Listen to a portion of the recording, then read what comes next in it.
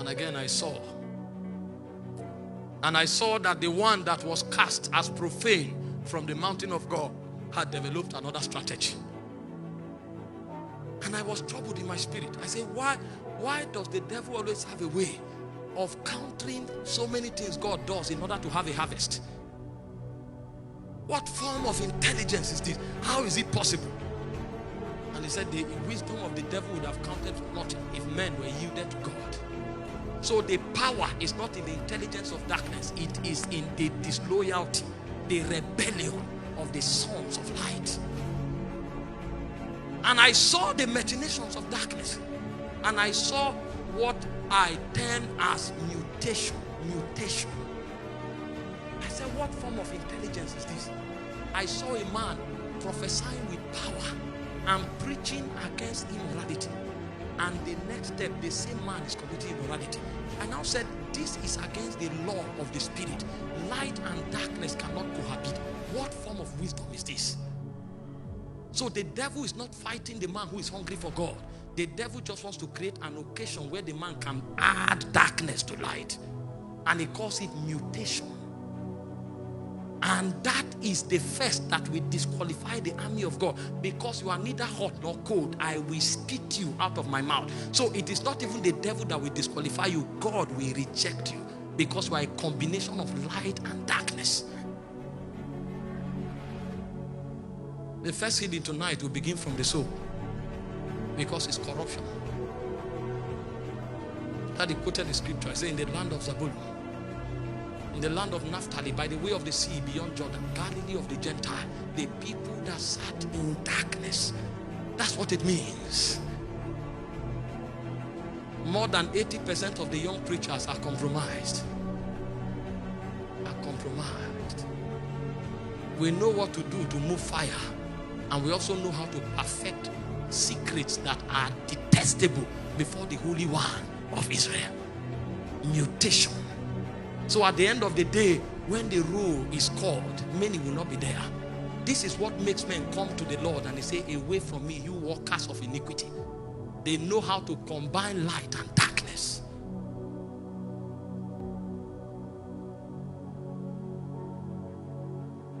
And I looked again and I saw another mystery. He called it dislocation. So men who have embellished ambition, he allowed them with their hunger and they pressed until suddenly I saw evangelists becoming politicians. And I saw intercessors becoming evangelists. And I saw apostles becoming merchants. And I said, what is this? He said, so that men will run in a track that God did not design for them.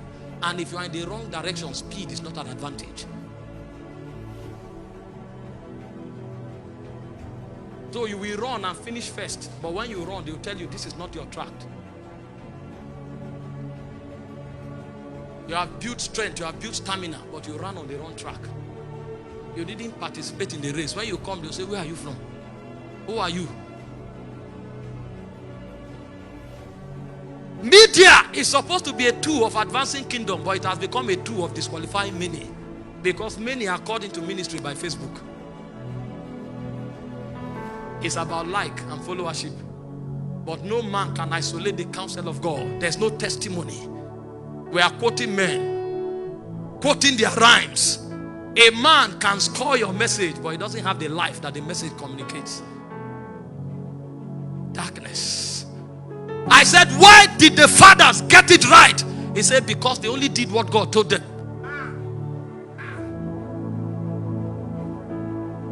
We have ability, but we are not yielded. How did they succeed? They were comfortable with what God told them. So a man is comfortable if he's not known all his life. The only thing that makes him happy is when he comes to the place of prayer and he can interact with the presence. The presence was their focus. So if a man comes to preach and he can't find the presence, preaching ends until he finds the presence. Because he's not an orator. He's a communicator of life. He's a witness of truth. He's a custodian of essence of God. We are not concerned about matters of the spirit. We are concerned about earthly and mundane things. Because our soul structure have been covered with darkness. Mighty on your throne. And Yet again, I saw another dark mystery in the spirit, and it's distraction. It's not a sin. Everybody prides himself to claim to be holy, but there is something that depletes our energy. It's called distraction. So the guy prays in tongues for 4 hours. He diffuses it in 10 minutes. And then he follows a cycle.